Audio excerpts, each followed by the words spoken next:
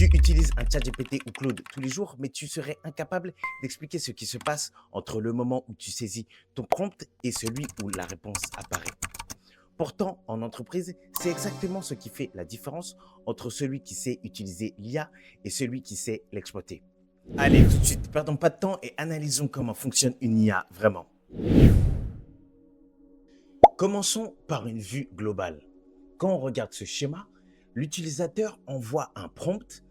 Ensuite, ce prompt est traité par le LLM, le modèle IA, et ensuite, l'IA va pouvoir envoyer un résultat.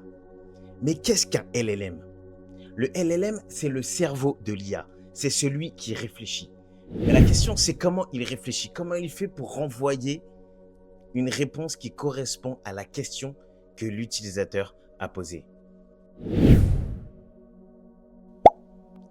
Le LLM ne comprend pas directement les mots.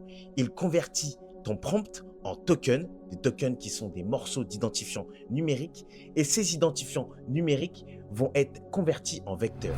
Ces vecteurs vont être manipulés par le LLM. Le LLM ne cherche pas des mots ou des vecteurs dans une base classique. Il prédit le mot le plus probable en fonction du contexte. Mais si le LLM ne possède pas la réponse exacte à la question que tu lui as posée, que se passe-t-il? Et c'est là que l'on va parler du RAG. Le principe du RAG, excusez-moi de mon anglais, pour Retrieval Augmented Generation. RAG signifie en termes vulgarisés aller chercher de l'information avant de répondre. Lorsque tu poses une question à une IA, par exemple, quels sont les matchs de la Coupe du Monde 2026, l'IA ne peut pas inventer l'actualité. Donc, l'IA va chercher ces informations ailleurs, base de documents, base vectorielle. C'est grâce à ces informations qu'elle va pouvoir répondre à ta question. Une fois qu'elle a trouvé ces informations, elle va les ajouter à ton prompt et ensuite répondre à ta question avec ces informations. Mais maintenant, le problème de toutes ces fonctionnalités, c'est que cela dépense beaucoup de tokens.